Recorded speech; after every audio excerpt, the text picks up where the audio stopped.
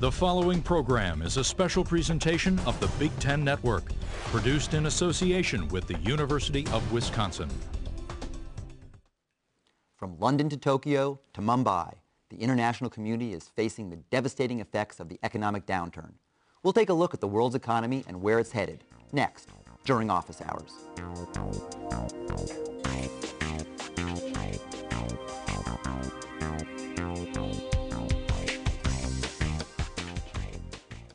The current economic crisis in the United States affects the entire global community.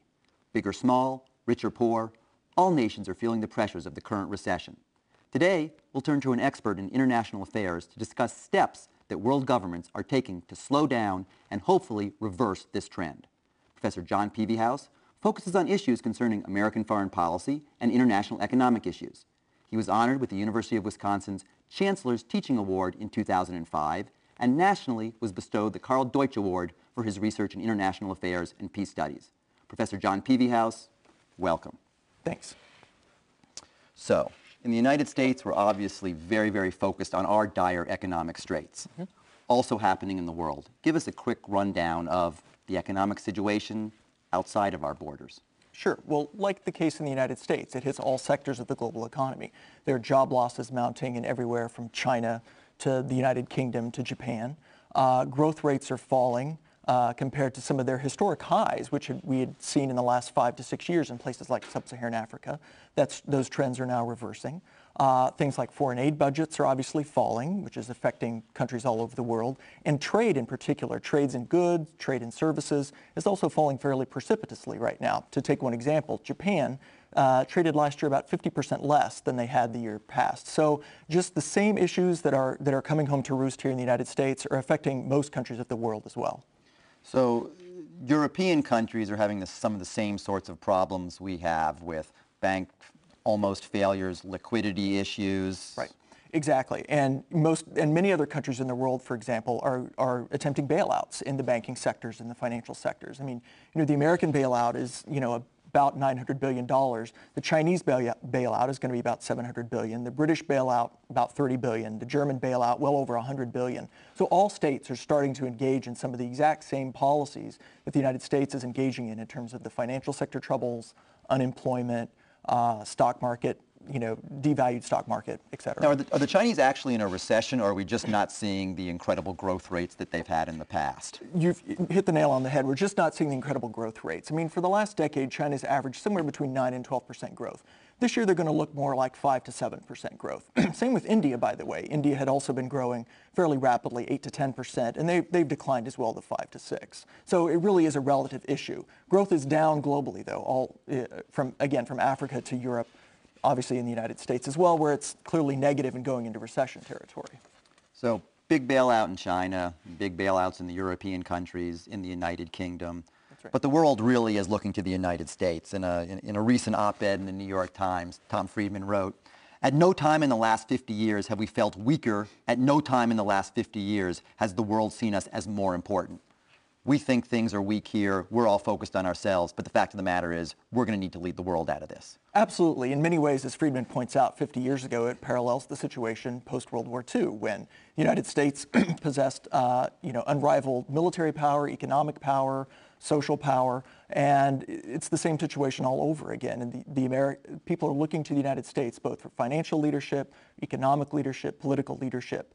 And the only thing, I believe, as Friedman noted in that column, that people like less than too much American power is too little American power. Well, let's talk about that irony for a second here. So for the last 8 years, we've been talking about how the world's angry because the United States is too active in foreign policy and obviously military foreign policy.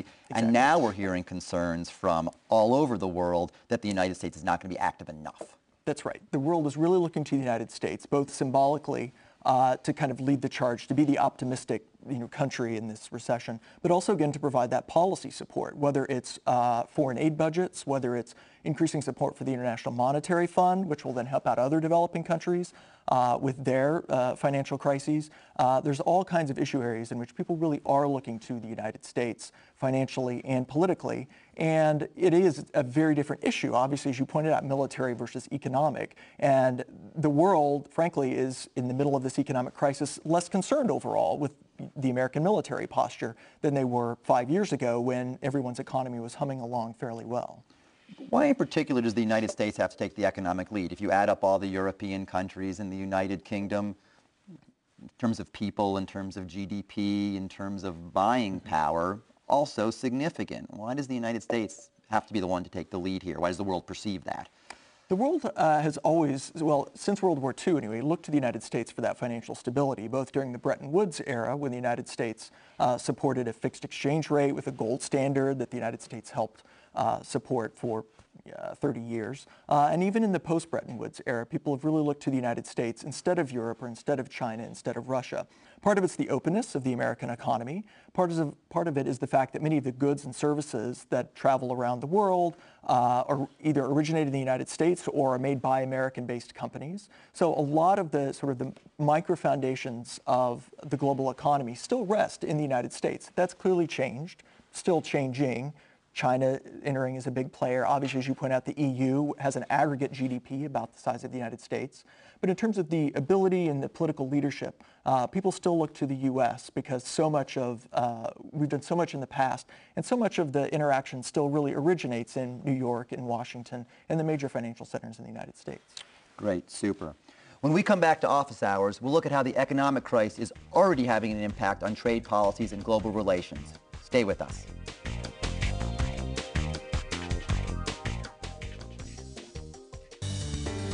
This program is a production of the University of Wisconsin-Madison. If you have comments about this broadcast, please email them to programming@uc.wisc.edu. Consider this.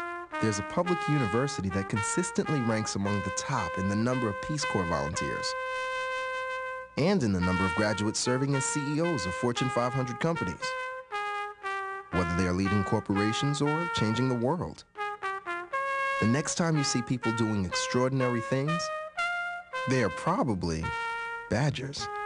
The University of Wisconsin-Madison. Forward thinking.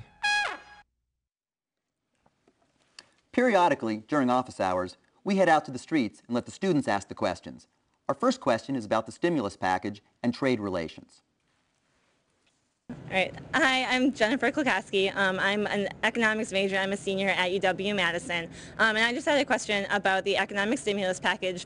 I generally understand how it works here and its implications for domestic economics. But I was just wondering what you think it meant for foreign policy. John, big stimulus package, big domestic focus. What impacts that can have out in the world? Couple things to think about with the stimulus package. One is it's obviously increasing our debt, which means we need to borrow from abroad, which has all kinds of influences on the exchange rate and on obviously future debt, both paid here, but also what we owe oftentimes foreign countries which buy the debt. The other interesting aspect deals with trade and some of the provisions that they've attempted to put in terms of things like the Buy America provision, which has been viewed by many as a protectionist measure. Now that measure got watered down a bit in the final version of the bill, but nonetheless that could have some direct impacts on foreign economic policy. That part about Buy American in general seems to bring up a much more important question here, a broad question, where governments, not only our government, but governments around the world are walking this fine line between wanting to protect their domestic industries, wanting to protect their domestic jobs, but any of us at intro econ or intro history know that the Depression became the Great Depression because of protectionist policies. Absolutely. So that's the fine line people are walking. And, take the stimulus bill and the Buy America provision, which actually called for any of the major federal monies being spent on, say, construction projects, to buy all goods from the United States, from American manufacturers. The ironic thing is the main individuals who cried foul on this, the main interest groups who cried foul, were American business. And it was American business because they know they're the ones who have to do business abroad after this provision is passed. And so you have companies like Caterpillar, which of course would have benefited greatly from tremendous domestic spending on, say, roads. But Caterpillar also wants to sell equipment in China. They want to sell equipment to the European Union. And they know that with these sort of protectionist type measures, these other countries are going to retaliate. And we get sort of the tit for tat, race to protection, race to protect your own markets that we saw that turned, the Depression to the Great Depression. And we really want to avoid that type of behavior again. So in the first segment, we talked about these big industrialized Western democracies, but these protectionist measures and the economic situation in the United States also has great potential to have tremendous harm on some of these smaller, poorer, sub-Saharan countries as well. And this could be really devastating to those countries. Absolutely. The other thing, you may remember from Intro to Economics is that free trade benefits small countries as well as much or more than it benefits large countries. Obviously, not across the board. You can clearly find exceptions to that. But free trade benefits these small countries as well, for the most part. And as states try to close their markets, say to goods coming from Africa, goods coming from South Asia, that's going to make their economies even worse. And so keeping that sort of global trade and services and goods moving is really important for the health of the global economy. The other complex, to make this even more complex, is the World Trade Organization has sort of stalled out in terms of advancing, trying to lower protectionist barriers even more. And so that's, at a very inopportune time, given the global economic downturn. Spend a quick minute here, and it's also one of the big success stories of the last 8 years have been sort of countries of sub-Saharan Africa, correct? That's right, both because of policy reforms that have taken place there to increase their growth rates. Also, the price of natural resources, oil, copper, iron, et cetera, has been very high as the economy's buzzed along. Now that the economy's collapsing, demand for these goods are collapsing, so the prices are collapsing. And so that's sort of the double whammy, that both their exports are kind of being shut down in terms of manufactured goods, but so are their natural resources are being undervalued as well. So it's growth, but still very precarious. It's very precarious. And throw on top of that, the foreign aid and the IMFs of the world aren't going to have as much cash to dole out to these countries as well. Excellent. When we come back, we'll talk about how the Obama administration is addressing foreign policy issues and particularly foreign policy hotspots. Please join us.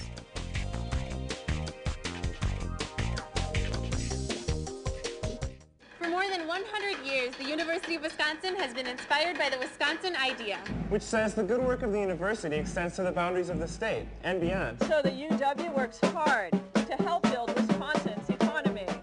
Educate people of all ages. Advance health and medicine. And enhance the quality of life for all of us. Hit it! The University of Wisconsin-Madison.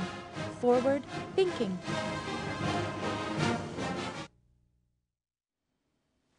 Welcome back to Office Hours. We start off with a great question from a student who is concerned with the new administration's diplomatic policy. Let's go to that question. Hi, I'm Jeff Stein. I'm a senior at UW-Madison, majoring in poli-sci and international studies. And I have a question for the professor. During Obama's campaign and early presidency, he showed a willingness to use diplomacy. For example, saying he would talk to the leader of Iran, Ahmadinejad. Do you believe this will be an effective strategy, and why? It's a great question, and it's going to, in reality, it's going to vary case by case. Take Ahmadinejad and Iran.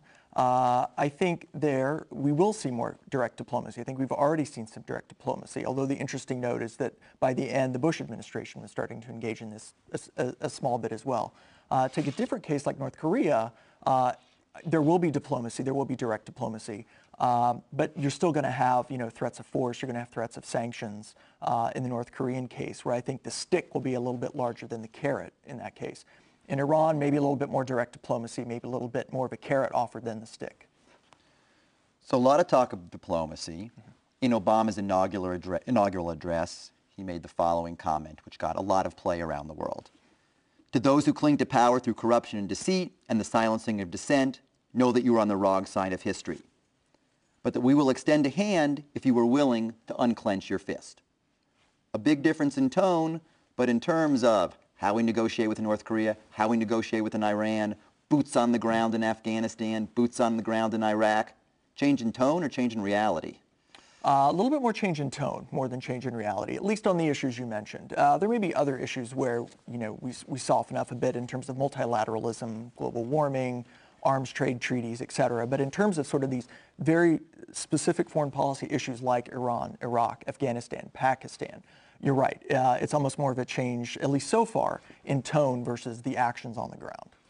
In terms of Iraq, virtually no change from the Bush administration policy. Virtually no change. A little bit more diplomacy, an offering of more direct diplomacy. We'll see what happens. That's a very fluid situation right now. And keep in mind, the one issue that Obama is trying to accomplish with Iran is that if he's a little bit more open, a little change in tone, the Europeans and the Russians are going to come along a little bit more willingly to get a little more multilateral cooperation to help kind of pin down Iran, hopefully deal with the nuclear program there. We have one more student question, and it has to deal with why so many Americans, in so many Americans' mind these days, what they're thinking. My name is Kiara Wytrack. I'm a senior majoring in journalism and Spanish, and my question is, what do you see as some of the most pressing concerns the administration faces in light of the current economic issue? That's the big one, right? That's the big one. On the economic side, I think something that may come up very soon that could be very relevant, there's been several stories about this week, has to do with Iraq. You know, ironically, Iraq has faded into the background a little. We think things are stabilizing there. There's the issue of the pullout when we pull them out. But keep in mind, as I mentioned earlier, natural resource prices have fallen greatly, including oil. What the Americans and what the Iraqis were counting on over the next few years was high oil prices, where they could continue to pay off some of these disaffected groups. They could continue to build the military.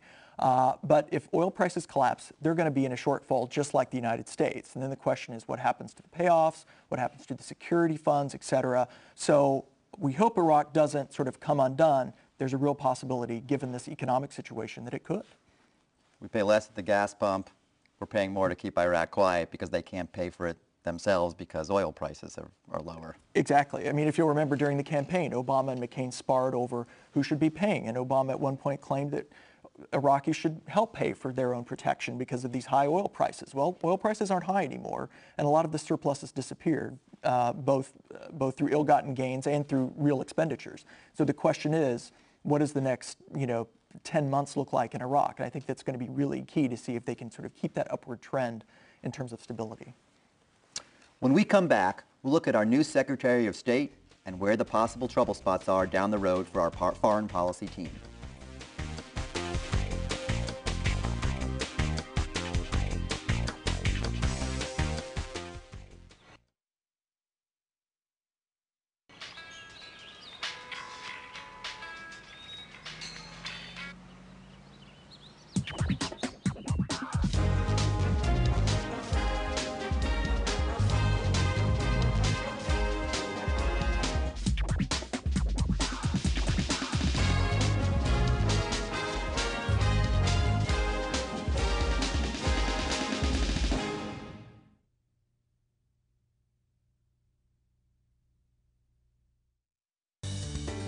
This program is a production of the University of Wisconsin-Madison.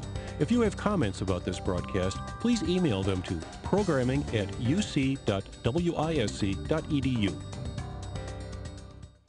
We're back with Professor John Pevehouse. Let's talk about the Obama foreign policy team. And obviously, the big name on that team is Hillary Rodham Clinton. Absolutely. So, the old analogy that everyone seems to be drawing here is with Lincoln and the team of rivals. And obviously the old saying, keep your friends close, your enemies closer. Clinton is really trying to change a lot at the State Department. She's trying to focus. She's trying to increase its power. I think one of the things most Americans don't realize is the State Department's actually fairly small. Compare it to defense, compare it to commerce, compare it to these other executive agencies. It's quite small. The budget's small. $36 billion. And compare that to $600 billion for defense. And so there's the cynic in me that thinks, well, if you want to bring your rival on board, put them somewhere that's historically been sort of underfunded, undermanned, and challenged, and sort of see what they can do with it. Now, it's fun to pay attention to the Hillary-Obama drama, absolutely, if you will.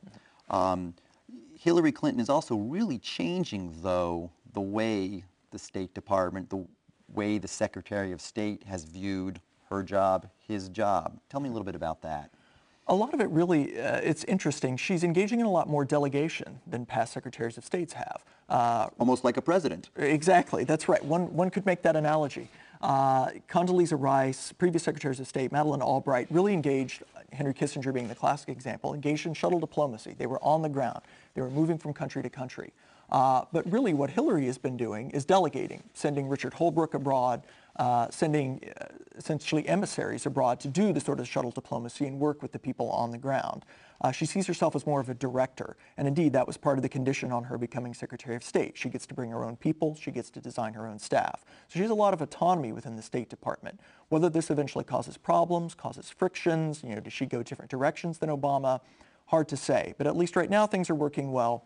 We'll see, 18 months from now. Let's talk about that a little bit more. So, Condoleezza Rice had a brutal travel schedule. She was the one doing the shuttle negotiations. But Hillary Clinton has Richard Holbrooke in Pakistan and Afghanistan, has Dennis Ross doing Iran, Southeast Asia, has George Mitchell doing Israel-Palestinian conflict. Absolutely. Very different. Very different. Now, again, what the cynic would say is she's delegating, she's being very presidential, she doesn't get her hands in the details. The upside of this arrangement is these folks that you mentioned, Holbrooke, Mitchell, Ross, these really are the experts. These are some of the world's foremost experts on these conflicts. They have personal rapport with all of these leaders in the region. Hillary may or may not have that rapport, but why not send the best person to do the job and let them do their job? And I think there is a good argument for saying maybe this delegation model will actually pay some dividends in the long run. Every morning when President Obama gets up, he has a 1-, 2-, 3-page memo of what's going on in the world, what are the world hotspots. What are you looking at? What's not in the news? What are the dangers that we're not seeing out there that you think are going to be showing up in the next couple weeks, couple months? Sure. I think one of the dangers, as I mentioned, was this Iraq situation. I think if there are budget shortfalls, you could see a lot of these political deals in that country unravel fairly quickly. We've been lulled into a sense of security in Iraq. That's right. We really have. The surge, the idea that the surge has worked and that it's been relatively effective, and by most standards, it has been relatively effective. That could be reversed, especially as American troops begin to come home. The second issue is Pakistan. Now, obviously, we hear a lot about Afghanistan. We might hear about Pakistan in relation to the Mumbai attacks. But Pakistan is still very precarious politically. Clearly, you have these areas in the northwest part of Pakistan where these Afghan and the rebels and the Taliban are actually still operating out of. The American drone strikes into western Pakistan have really pinpointed that this is a very unstable area. And the Islamist movement's very powerful in Pakistan. And during the campaign, Obama's rhetoric against Pakistan was actually much more aggressive than John McCain's or George W. Bush's had been previously. Absolutely. He wants to put Pakistan on notice that he's watching it. And this is precarious. Let's not forget, Pakistan has nuclear weapons. And any type of massive governmental instability we might see in Pakistan clearly throws that question, or throws those nuclear weapons into question. It throws into the question the issue of Kashmir and India and its relations with another nuclear power in the Asian subcontinent. So there are high stakes in Pakistan, Afghanistan, India right now.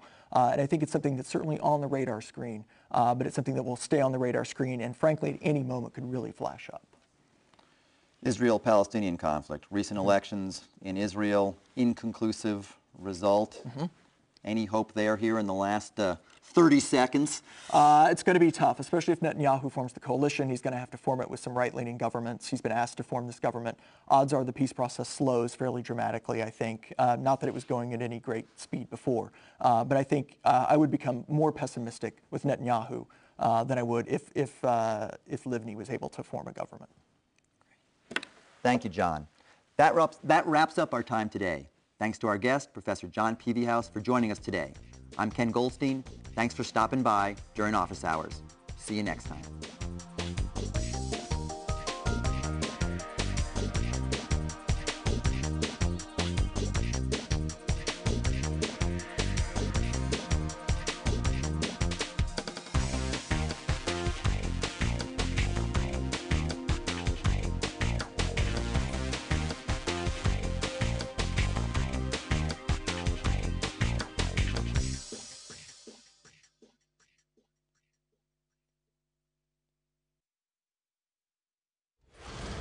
The preceding program was produced by the University of Wisconsin in association with the Big Ten Network.